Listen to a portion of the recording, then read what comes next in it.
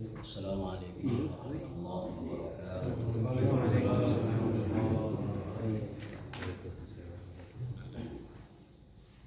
Innal hamdalillah nahmaduhu wa nasta'inuhu wa nastaghfiruh wa na'udzu billahi min shururi anfusina wa min sayyiati a'malina may yahdihillahu fala mudilla lahu wa man yudlil fala hadiya lahu. Asyhadu an la ilaha illallah wa la syarika lahu wa asyhadu anna Muhammadan abduhu wa rasuluh.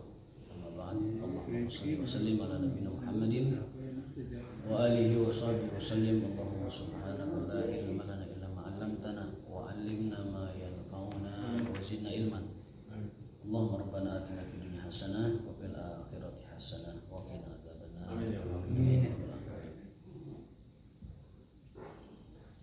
Bapak sekalian yang dimuliakan oleh Allah Subhanahu wa taala, alhamdulillah kita berjumpa kembali dalam suasana yang segar ya, subuh yang sejuk. Tapi sejuk bahasa Malaysia. Ada yang dingin ya. Alhamdulillah. Baik, hari ini kita akan lanjutkan kajian hadis kita. Masih tentang bab sedekah zakat, hadis-hadis terakhir ya. Masih ada satu lagi.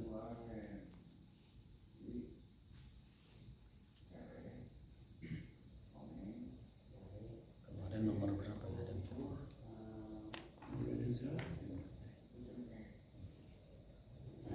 ini nih.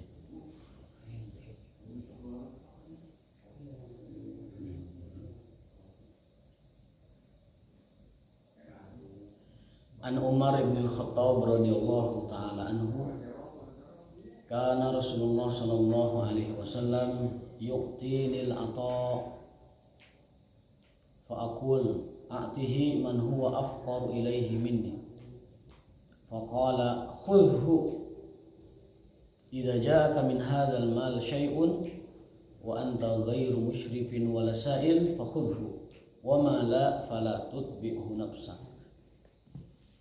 Dari sahabat mulia Umar bin Khattab radhiyallahu taala anhu, beliau bercerita bahwasanya Rasulullah SAW pernah memberinya sebuah pemberian, al-ata.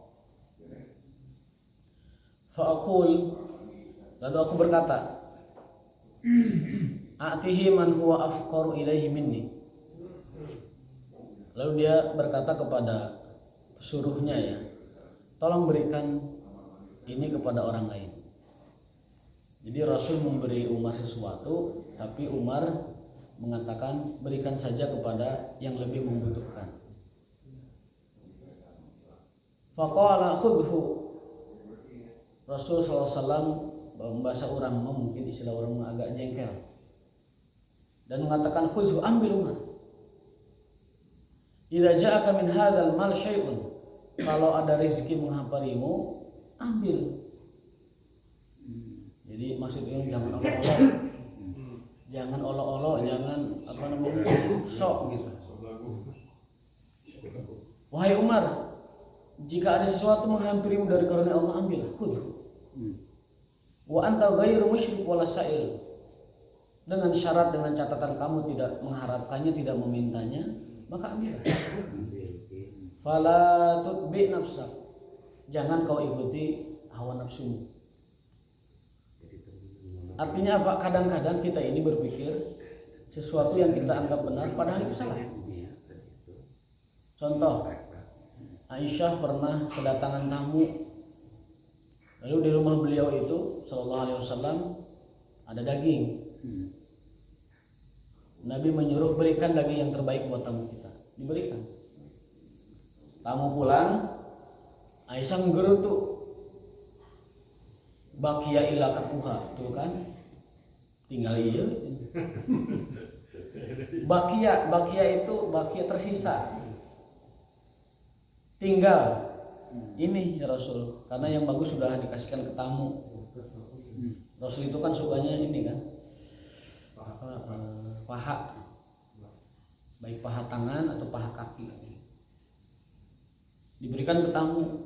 Setelah itu Aisyah menggerutu, bakia illa katha ya Rasulullah, tuh kan habis, tinggal yang tidak disukainya lah. Rasul membalikkan logika itu. baqiya illa katfahu. Justru yang kamu berikan ke tamu itulah yang baqiya, yang abadi, yang tersisa. Aisyah biasa ibu-ibu nganggapnya teh kalau diberikan ke tamu habis kan. Kata Rasul justru yang habis itu yang sisa itu kita makan. Tapi yang disedekahkan itulah yang abadi. Jadi Rasul memberikan mindset Aisyah radhiyallahu taala. Bukan yang tersisa itu yang buat tamu, justru itulah yang abadi. Yang ini yang tersisa malah yang tinggal sedikit ini. Yang akan dimakan lalu setelah itu menjadi kotoran kan begitu. Makanya dalam beragama ini penting banget kita ini punya ilmu, Pak. Penting banget ibadah itu punya ilmu. Contoh kecil, mohon maaf sekali. Rasulullah SAW pernah bersabda begini, la tusallu ba'dal fajri illa rak'atail fajr. Jangan sholat sunnah setelah azan subuh kecuali 2 rakaat qobliyah subuh. Cek sound. Ya. Kita sering melihat orang datang ke masjid setelah azan subuh itu tahiyatul masjid 2 rakaat, syukrul wudu 2 rakaat, mungkin ada lagi baru qobliyah. Nah, itu meskipun baik, tetapi Rasul SAW mencegahnya. Rasul melarangnya. La tusallu, jangan kalian sholat ba'dal fajri setelah azan dikumandangkan subuh illa rak'atayil fajri kecuali 2 rakaat subuh. Artinya 2 rakaat qobliyah subuh. Maksudnya apa? Maksudnya adalah tahiyatul masjid kita, syukrul wudu kita, dan sholat mutlak kita kalau mau dan lain sebagainya itu sudah di-include oleh qobliyah di cover. Seorang sahabat, tabi'in, Sa'id bin Jubair. Beliau ini mufassir kabir, gurunya para mufassir. Melihat seseorang sebelum subuh itu tuluy we salat.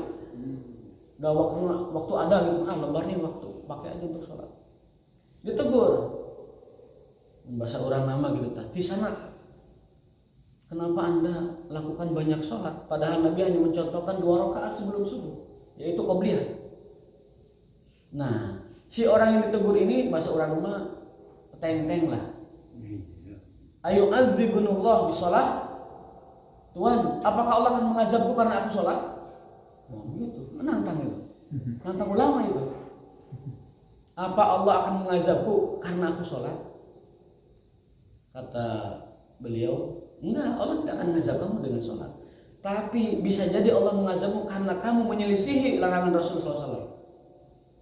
Karena kamu menyelisihi larangan Rasulullah SAW.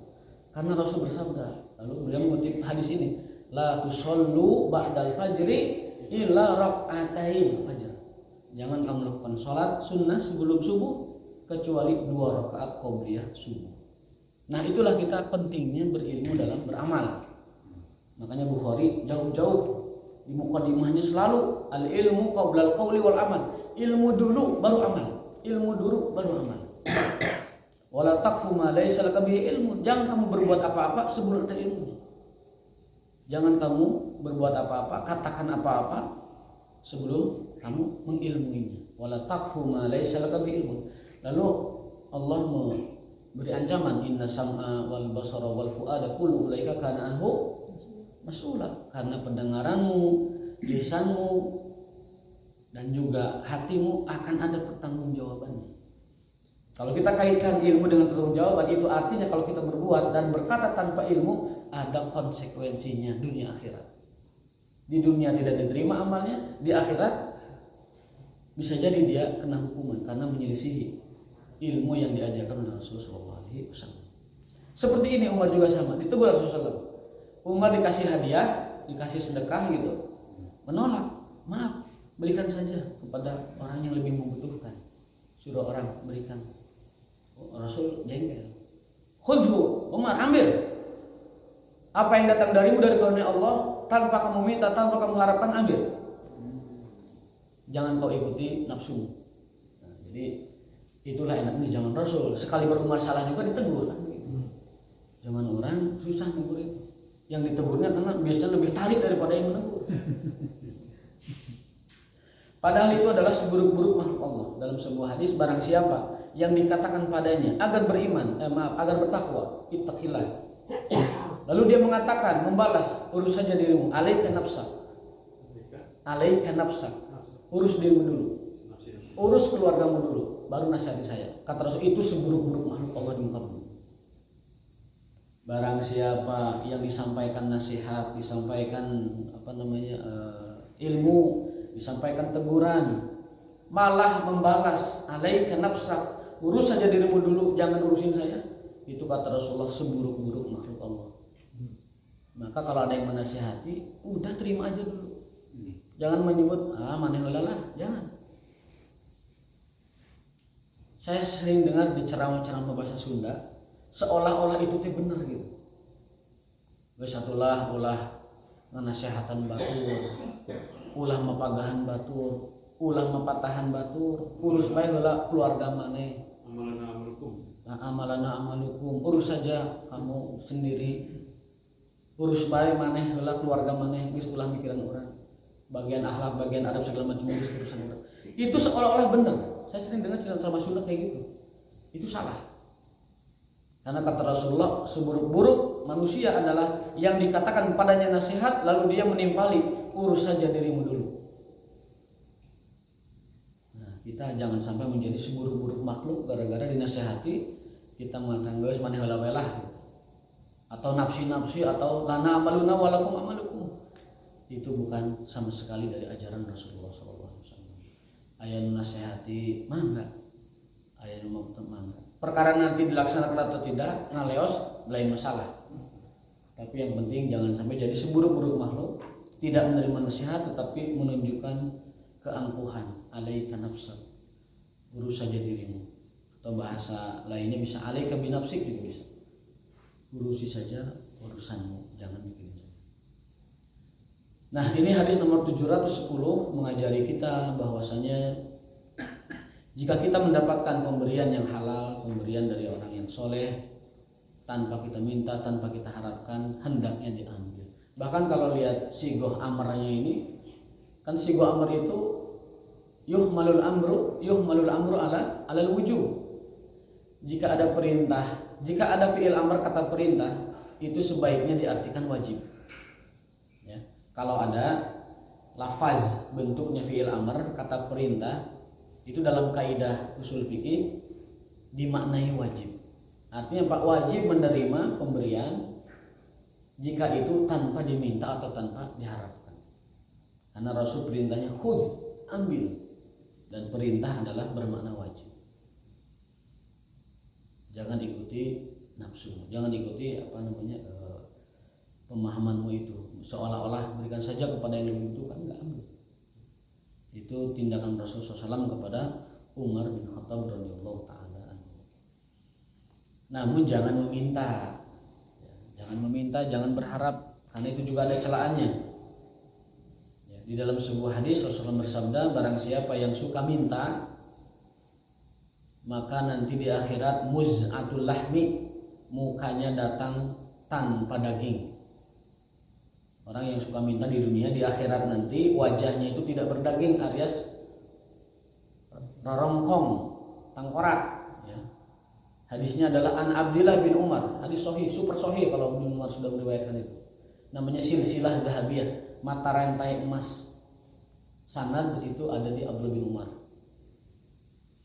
Dari Abdullah bin Umar radhiyallahu taala anhuma, semoga Allah meridhoinya dan bapaknya Umar bin Khattab, ya. Qala, beliau bercerita, qala Nabi sallallahu alaihi wasallam, ma yazalu rajulu yas'alun nas, orang yang biasa minta kepada orang lain, hatta ya'tiya yaumal qiyamah, nanti akan datang di hari kiamat, laisa fi wajhihi muz'atul lahmi, tidak ada nanti di wajahnya sedikit pun daging. Berarti badannya utuh tapi mukanya tangkorak. Kalau di Kulingan istilah tangkoraknya jengkel ke orang, tangkurak sih ya. Kalau sudah marah tuh dasar tangkurak sih. Itu artinya apa? Celaan. Nah, orang-orang yang biasa minta ke orang lain di dunia, maka kelak di akhirat nanti akan datang dengan wajah tanpa daging. Dan fenomena meminta itu sekarang sudah bervariasi, sudah dengan berbagai redaksi malah. Ada yang redaksinya itu elegan, ada yang redaksinya itu intimidasi, ada yang dibungkus dengan retorika, ada yang sederhana meminta-minta biasa begitu. Itu seluruhnya masuk ke dalam makna hadis ini. Barang siapa yang meminta kepada orang lain, selalu meminta kepada orang lain, mayazal itu selalu. Sesekali mah tidak apa-apa, tapi selalu mayazalu, selalu seseorang meminta kepada orang lain annas, hingga nanti di akhirat dia akan datang kepada Allah muz'atul lahmi, dengan daging yang dicabut dari mukanya itu.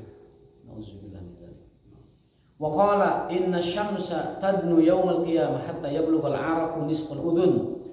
Fa bainahum kadzalika istaghasu bi Adam summa bi Musa summa bi Muhammad.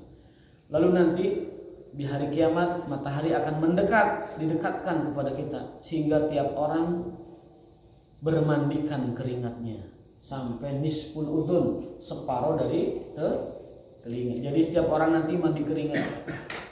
Ada yang sampai ketutup telinganya, ada yang sampai matanya, ada yang tilelap dina keringat, ada yang satu badan, panas luar biasa. Matahari didekatkan, bayangin. Tadnu syams, matahari mendekat atau didekatkan yaumul qiyamah, hingga tiap orang bermandikan keringat sampai ada yang setengah telinganya dan kelelep. Fabainahum kadzalik, lalu orang-orang itu istighosah bi Adam, pertama datang ke Adam, tapi kata Adam, nafsi, aduh aya nama wayahna sorangan-sorangan we lah. Nafsi, aku juga punya salah kepada Allah. Saya sibuk dengan urusan saya, punya salah kepada Allah. Huli. Tirabu syajarah, mendekat pohon larangan itu. Datanglah kamu kepada Nuh. Bring Nuh alaihissalam. Ya Nuh, mintakan kepada Tuhanmu agar kita ini dibebaskan dari mandi keringat ini, sangsara. Kata Nuh, aku juga punya anak dulu, si Kanaan itu beres-beres, dan ayeuna juga akan kena hisabnya. Coba kamu datangi Musa, bring kamu Musa. Ya Musa, wahai Musa, mintakan kepada Allah keringanan kepada kami. Kata Musa apa? Atuh saru wasin kuring oge. Paheulak ngaplok batu sampai maut. Pernah nyabok orang Mesir sampai meninggal. Aku juga punya masalah, punya urusan. Nafsi, masing-masing bela sekarang silakan. Summa dalam riwayat dalam kitab Minhajul Muslim, Syekh Abu Bakar Al-Jazairi ada lagi kepada Isa alaihissalam. Ibrahim enggak. Datanglah kamu kepada Isa. Isa pun sama. Kata Isa, datanglah kamu kepada Muhammad sallallahu alaihi wasallam. Lalu summa bi Muhammadin sallallahu alaihi wasallam. Lalu Rasul menyambutnya, ana laha. Akulah pemilik istighosah itu. Akulah pemilik syafaat itu. Akulah yang diberi hak, otoritas atau kewenangan untuk memberikan syafaat kepada kalian. Maka syafaat Rasul itu dengan hadis ini ada dua. Ada syafaat uzma seluruh manusia supaya cepat dihisab. Ada syafaat khusus hanya untuk orang-orang pengikutnya atau umat Rasulullah SAW. Syafaat uzma itu syafaat umum, semua orang dapat. Apa itu? Syafaat disegerakan sidang akhirat. Karena kalau tidak disegerakan, orang bertahun-tahun bermandikan keringat, berlinang keringat, mandi di keringat. Maka manusia minta daripada mandi keringat, geus we lah cepetkeun we hisabna. Teu kuat orang mandi keringat gini. Nya asinya perih, matahari dekat, panas gitu kan.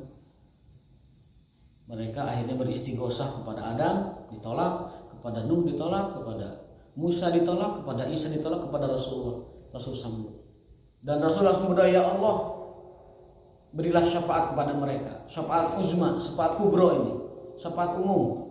Lalu Allah memberikan syafaat dengan cara apa? Disegerakan sidang pengadilan akhirat tanpa terus menunggu dalam ketidakpastian. Lalu ditegakkanlah sidang akhirat. Itu syafaat uzma. Adapun syafaat khusus itu untuk 3 orang dari umatnya. Yang pertama, yang sudah dicatatkan ahli neraka lalu dihapus. Listnya tuh dihapus. Yang ikut piknik ke Pangandaran gelis gitu. Nah, contohnya gitu ya. Nah, penghuni neraka, ahli neraka listnya ada tuh. Nah, dihapus. Itu syafaat pertama, yang sudah ditulis neraka dihapus. Yang syafaat kedua, yang dosa dan pahalanya itu, yang kebaikan keburukan itu seimbang. Tasawat hasanatuhu sayyi'atuhu. Seimbang. Maka disitulah syafaat Rasulullah SAW. Lalu yang ketiga, yang sudah benar-benar masuk neraka diambil. Maka kata beliau, syafaati li ummati min ahlil kabair. Syafaat khususku adalah untuk umatku para pendosa besar. Ditolong oleh syafaat Rasulullah SAW. Jadi syafaat Rasulullah itu dari Allah. Rasul memintakannya kepada Allah. Maka kita pun meminta syafaat itu kepada Allah. Nanti Rasul yang memberi. Jangan sekarang minta kepada Rasulullah, minta bantuan, minta diberi rizki, minta qadaul hajat, minta segala macam dari Rasulullah. Karena yang berhak dimintai doa itu hanya Allah. Yang berhak dimintai doa hanya Allah Subhanahu wa taala. Jadi supaya tidak disalahartikan. Nah, itu hadis ke-711, bahwasanya orang yang suka minta itu akan dicabut daging dari wajahnya, muz'ah, cabut daging dari wajahnya. Sebagai tambahan, ada sebuah hadis riwayat Tirmizi radhiyallahu taala anhu, beliau meriwayatkan sebuah hadis dari Nabi SAW. Hadis ini hasan sahih. Beliau mengatakan, aidukunna bisalas. Aku bersumpah kepada kalian, berjanji kepada kalian dengan 3 hal. Jadi Rasulullah pernah bersumpah kepada para sahabat dengan 3 hal. Yang pertama, manaqasat malun min shadaqah. Tidak pernah harta berkurang karena sedekah. Itu sumpah Rasulullah. Yang kedua, man tawadhu'a lillahi rafa'ah.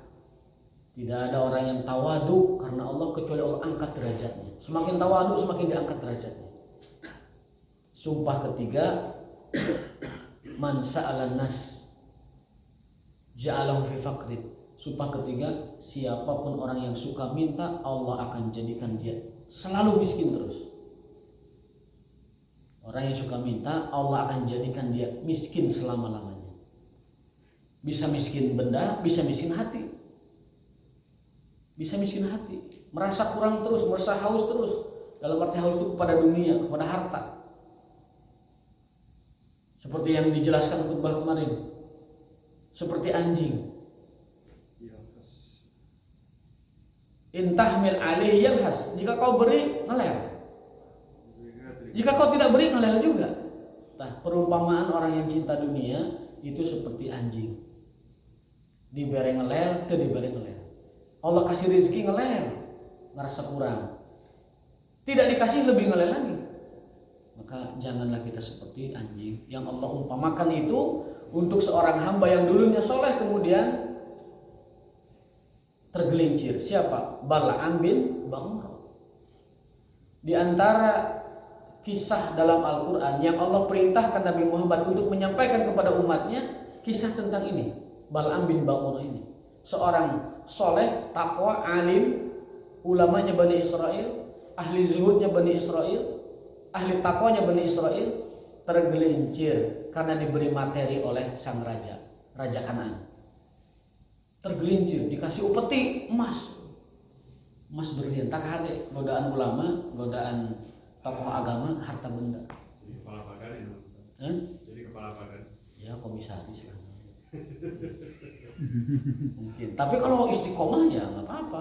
Ini kalau tidak, sekiranya tidak dan dia tahu kekuatan dirinya, ya sebaiknya menolak. Kalau dia merasa lemah, kalau kuat lanjut. Bala'am ini kuat dalam agama, tapi tidak kuat dalam harta. Makanya bahaya kalau para ulama miskin itu bahaya. Harus berdaya ulama itu. Abdullah bin Mubarak, seorang salafus soleh, pernah ditanya, Tuan, kenapa Anda sebagai ulama tapi Anda kaya raya? Apa jawab dia? biar penguasa sungkan padaku? Jawabannya gitu. Mun saya beunghar penguasa nu adieu ngadatangan ngadep-dep. Tuan. Ini pernah terjadi, ada seorang ustadz di sebuah tempat, jangan saya ceritakan tempatnya di mana. Itu ketika ustadz itu ripuh, waduh, ku pacamat dilelewe wae. Ketika dia kaya, pacamat yang datang ke rumahnya, Ustaz, bade ngiring usap cenah kadinya. Ngabageran. Makanya kata Abdullah bin Mubarak, kalau aku kaya, penguasa sungkan padaku. Sehingga aku bisa mendakwahi mereka, bisa nasihati mereka. Tapi kalau tidak, posisi kita di bawah, ya penguasa ngacak-ngacak kita. Nah, Bal'am ini termasuk orang yang ilmunya banyak, kuat dalam agama, zuhud dalam kekayaan, tetapi ketika ada, dia adalah orang yang lemah. Ketika raja ngasih upeti, dia menjadi 180 derajat terbalik. Di dalam ayat itu gitu, watlu alaihim naba alladzi atainahu min ayatina fansalakha fakana laghawin. Wahai Muhammad, ceritakanlah tentang seseorang Bal'am bin Ba'ura ini, yang mana dia itu dulunya adalah abdun soleh, kemudian dia tergelincir karena harta, wattaba ahwah, dan mengikuti hawa nafsunya. Kemudian fakana minal ghawin, dia jatuh sejatuh-jatuhnya. Maka hati-hatilah godaan dunia ini, terutama bagi para ulama. Kalau orang awam digoda dunia, paling madoratnya anjeunna hungkul jeung dunia dan keluarganya. Tapi kalau ulama yang sudah tergoda dunia, umat yang rusak. Umat yang rusak. Dia hanya mengatakan sesuatu yang diridhoi oleh majikannya, oleh tuannya. Bahaya. Menjadi stempel kezaliman, bahaya. Tapi kalau awam ya, paling buat makan, buat jalan-jalan, buat keluarga gitu. Tapi kalau ulama, ancamannya apa terhadap ulama gitu? Ancamannya ada dalam sebuah hadis Rasulullah SAW bersabda bahwa awwalu ma tuso'ar, bahwa orang yang paling pertama kali diduruk di neraka ulama, para ulama yang ilmunya itu untuk apa? Yubahil juhala, untuk membodohi orang bodoh. Kemudian menyaingi orang yang alim, yang benar. Jadi ulama su itu ulama yang membodohi orang yang awam, orang bodoh, dengan berbagai cara. Yang penting dia dapat materi, atau mungkin dapat kehormatan dan sebagainya, atau dapat mungkin kecintaan, mahabbah dan sebagainya. Bisa materi, bisa mahabbah, bisa pengikut dan sebagainya. Dan untuk menyaingi ulama yang benar gitu, ngerecokin, menandingi ulama yang benar. Lalu dia seruannya itu adalah ila abwabi jahannam, mengajak orang kepada neraka jahanam. Aimatul mudillin, ulama tapi menyesatkan. Nah itu ulama-ulama seperti itu, berdasarkan hadis Nabi SAW. Makanya kata, saya mengutip Syekh Al-Utsaimin, beliau mengatakan al ulama, salah satu ulama itu ada 3. Yang pertama ulama usultan, ulamanya penguasa. Yang kedua ulama ummah, ulamanya masyarakat. Yang ketiga ulama Allah, ulamanya Allah Subhanahu wa taala. Yang pertama ulama usultan, keridoannya adalah ridho penguasa.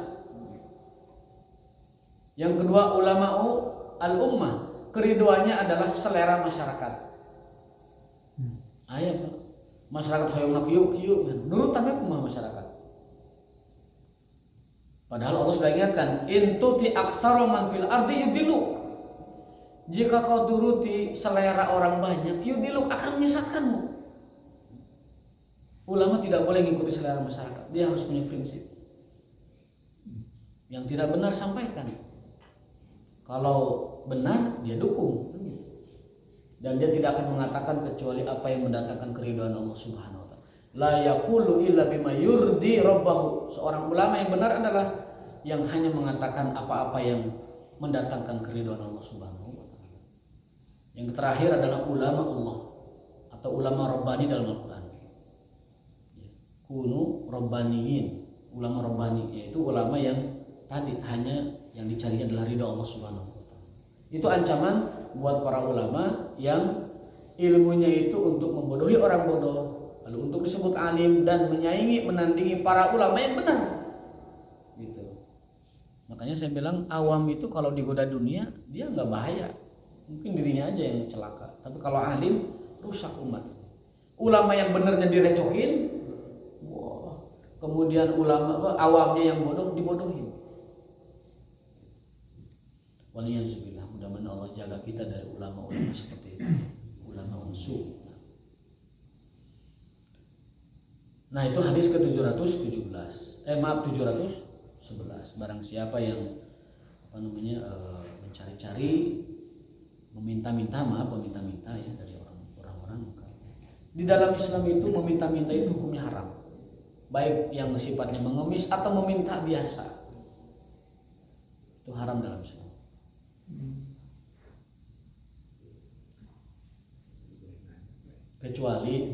Kecuali satu orangnya cacat dan yang kedua darurat. Kalau tidak ya. Kalau yang jasa, misalkan ada orang tuh saya lihat dia itu bergerak di pengumpulan dana. Kalau ada kelompok butuh dana, dia yang aktif, tapi dia itu dapat sekian persen dari pengumpulan dana. Termasuk Rasulullah itu dua cara mengumpulkan dana itu. Yang pertama adalah memotivasi masyarakat agar bersedekah. Contohnya, barang siapa yang membiayai perang Tabuk, Jaisul Usroh, pasukan sulit. Kenapa? Karena kondisi paceklik. Pernah saya ceritakan kemarin. Maka dia masuk surga. Contoh lagi, barang siapa yang menyantuni janda dan yatim, maka dia seperti jihad fisabilillah, yang malamnya tahajud, siangnya puasa. Ngurus janda. Kata ulama, puncak ngurus janda itu menikahinya. Barang siapa asai ala armalatin, seseorang yang ngurusi janda, wal yatim dan anak yatim, kaman jahada fisabilillah, seperti orang yang berjihad fisabilillah. Shoma naharuhu wa qama lailahu, yang siangnya puasa dan malamnya tahajud. Sudah mah seperti berjihad. Yang berjihadnya itu yang puasa terus dan tahajud terus. Itu Allah berikan kepada para penyantun janda dan anak yatim. Dan sebaik-baik menyantuni adalah menikahinya. Mangga memberi janda silakan. Jandanya janda miskin. Abi mah hoyongna 20 ka handap. Jandanya janda miskin, bukan janda kaya kan. Di hadisnya tidak disebutkan. Oh iya. Tetapi dimaknainya memang janda-janda perang. Janda perang yang anaknya 5, nggak ada yang menyantuni, nggak ada yang mengkafalahi, nggak ada yang memberikan nafkah buat kehidupannya.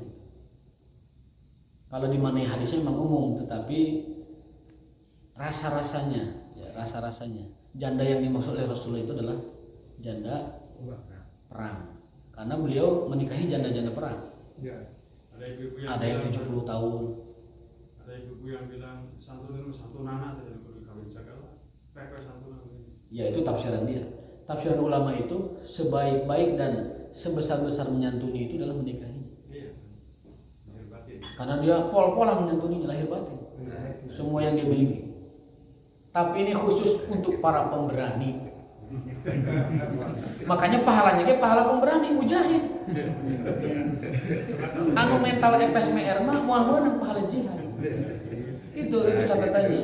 Kenapa Nabi mengumpamakan dengan para mujahid? Karena keberanian yang menikahi janda dengan keberanian yang perang di medan syahid sama keberaniannya. Makanya saya bilang ini khusus untuk para pemberani. Especially for brave men. Wow. Gitu kan. Ya, kalau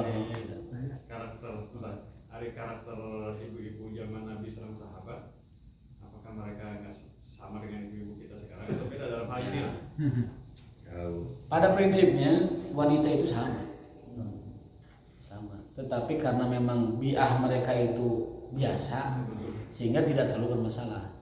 Apa dalilnya?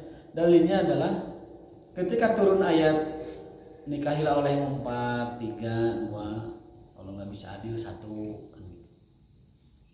Itu kondisi bangsa Arab saat itu menikahi tanpa batas. Muawiyah punya 7, yang lain punya 5. Kata Rasulullah, Muawiyah, sisakan 4, cerai 3-nya. Fulan, sisakan 2, ambil 4-nya. Jadi ayat itu turun ketika masyarakat budayanya budaya poligami. Semangatnya mengurangi berarti ya. Semangatnya mengurangi. Paket hemat bahasa orang namanya. Orang mah paket hematnya keberatan. Itu sudah sehemat mungkin 4 itu, tapi kita keberatan. Jadi dan adil di dalam poligami itu sama sekali bukan tentang cinta.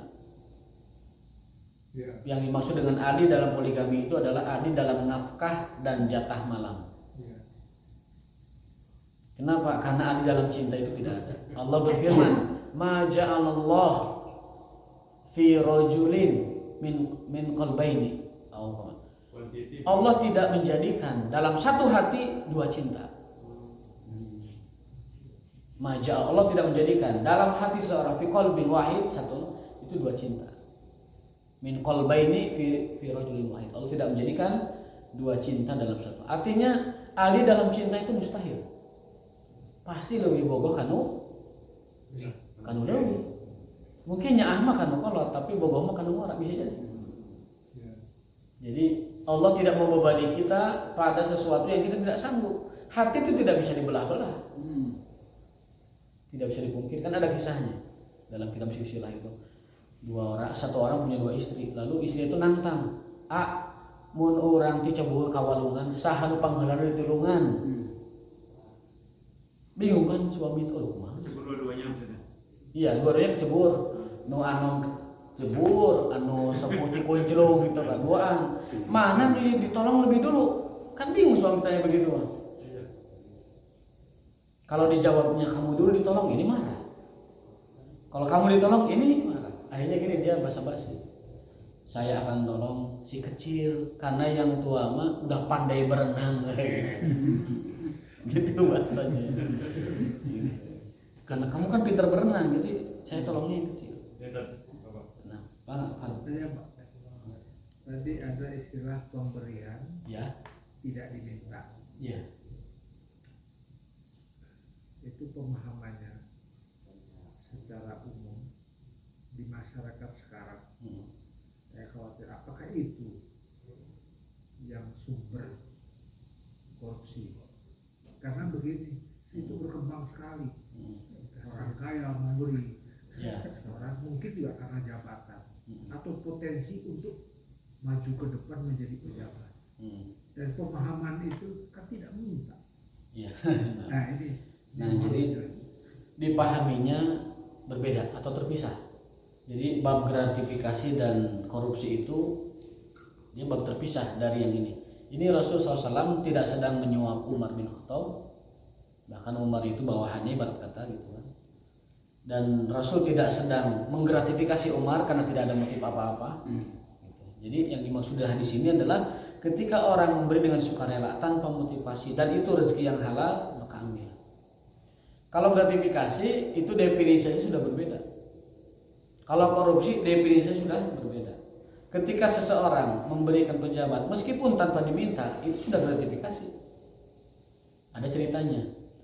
Seorang petugas zakat itu mengumpulkan zakat dari masyarakat. Oleh Rasul ditugaskan gitu. Ketika datang kepada Rasulullah, orang ini membawa harta zakat, ya Rasul ini zakatnya yang saya ambil dari masyarakat. Ini mah dari kebaikan orang, jadi ada orang ngasih saya gitu. Yang maneh tah? Khususon. Ini zakat saya, ini mah yang maneh tah? Karena sahabat itu orang-orangnya jujur, melapor ke Rasulullah, saya dapat ini di zakatnya, ini hadiah dari yang ngasih. Apa kata Rasulullah SAW? Masukkan itu ke kas zakat. Loh kenapa? Kan halal ya Rasul. Kata Rasulullah, mun maneh biuk di imah indung maneh, air merah wal. Moal. Ya itu orang ngasih karena kamu, karena jabatan. Orang ngasih karena kamu petugas. Kalau kamu tidur di rumah ibumu, di rumah bapakmu, nggak akan ada yang ngasih ibu. Aku tugaskan kamu ngumpulin zakat bukan untuk menerima kayak gini. Maka jika ada, satukan ke Baitul Mal. Satukan dan kamu ambil gaji kamu. Kan gitu. Tapi faktanya itu susah. Zaman sekarang gue sangel ini. Ada orang misalkan Pak ini pajaknya, nah ini mau buat bapak nih. Angel nggak bisa. Lumayan kan. Pajaknya masuk kas negara, yang ininya masuk ke dia. Itu dalam Islam namanya golul dalam bahasa Arab. Kata Rasulullah, "Waman yaglul ya'ti min baghala yaumil qiyamah." Yang berbuat golul, yang nerima gratifikasi yaglul yaumil qiyamah, dia akan sengsara di akhirat. Terbelenggu di akhirat nanti, dicang-cang. Yang suka nerima gratifikasi atau yang memberi gratifikasi akan dicang-cang di akhirat, diikat. Yaglul itu ikatan. Apa namanya dalam bahasa surat Al-Quran itu al-aglal, tilkal aglal, itulah apa namanya jeruji, bukan jeruji, rantai-rantai neraka. Waliyahzubillah. Seperti halal kan kelihatannya. Ada orang memberi ke pejabat, Pak ini mangga, seperti halal kan, saya tidak minta, saya tidak pernah apa-apa. Nah kalau pejabat itu jujur, serahkan ke Baitul Mal, serahkan ke negara. Ini orang pasti ngasih karena jabatan saya. Kecuali kalau tidak ada kaitan sama sekali. Contoh misalkan Lebaran, tiba-tiba ada orang membawa bingkisan, Pak ini ada kue dari rumah, itu beda, bukan bingkisan, karena tidak ada sangkut pautnya dengan jabatan dia. Tidak ada sangkut pautnya. Tidak sangkut pautnya. Orang misalkan ngasih kue apa namanya kue bolu misalkan atau kongguan gitu, ngasih bolu ketika Lebaran memang momennya seperti itu, atau nawarin kupat makan beda. Itu tidak ada motif. Tapi kalau sudah memberinya itu gratifikasi, tadi kata Rasulullah SAW, itu adalah golul. Satukan ke kas negara ya. Jangan diambil itu golul. Wa man yaglul ya'ti bima ghalla yaumil qiyamah. Tapi sekali lagi ini apa namanya ayat-ayatnya, ini hadis-hadisnya. Pada praktek nama sulit Pak. Sulit. Jarang ada orang ini setorannya Pak, ini buat Bapak. Jarang itu amanah sampai ke negara tidak. Rata-rata ditilep. Karena merasa halal itu. Padahal itu kata Rasul begitu. Sederhana. Jika kau tidur di rumah ibumu ada yang ngasih enggak? Gitu kan. Kamu dikasih karena kamu menjabat, kamu punya kewenangan kan gitu. Wallahu taala bishawab. Jadi itu Pak. Jadi berbeda antara orang yang tiba-tiba diberi dengan rezeki yang halal dan tanpa motif apa-apa diambil. Itu anjurannya diambil.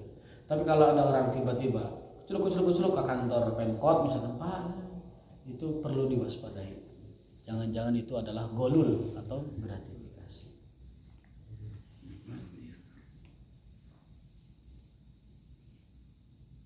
Nah berikutnya satu hadis lagi, habis ya.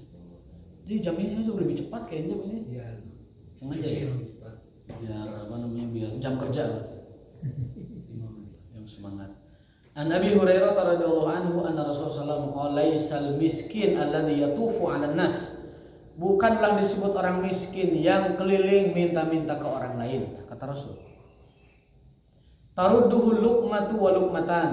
Yang orang ngasih satu bungkus, dua bungkus, perak dua perak, bukan itu orang miskin.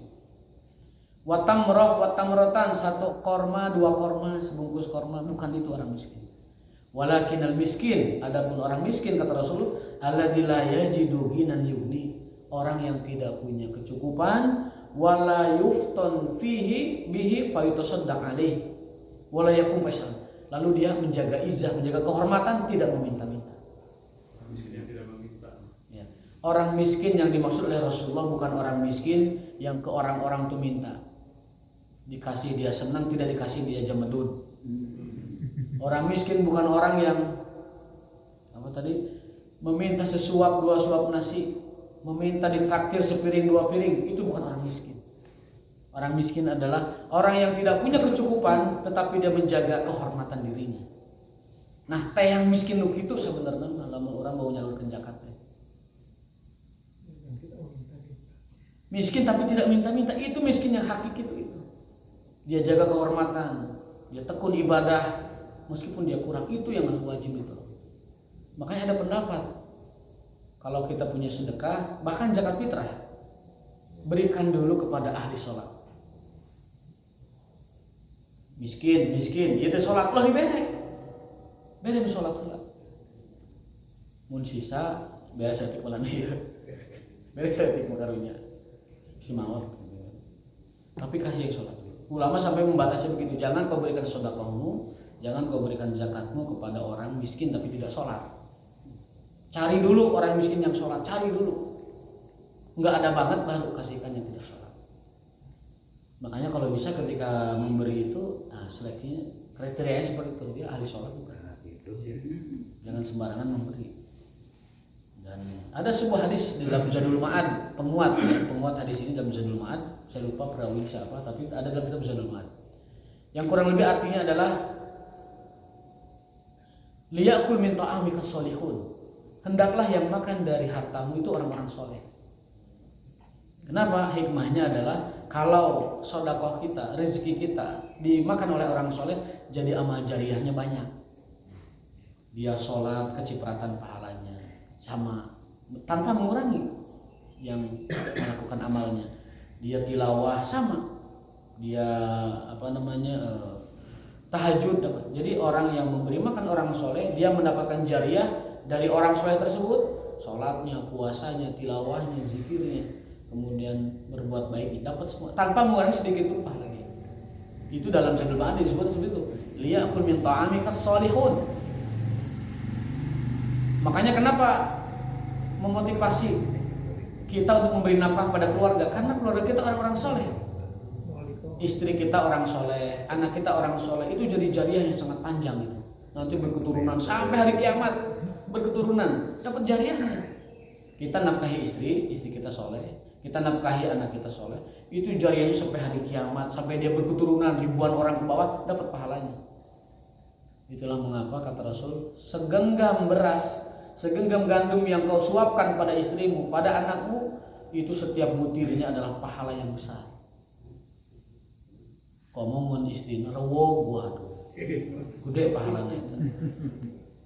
Nambul sapiring deui mah, hayu 2 piring, wah itu terus badag pahalanya itu. Beruntunglah beli istri yang rewo, yang banyak makannya.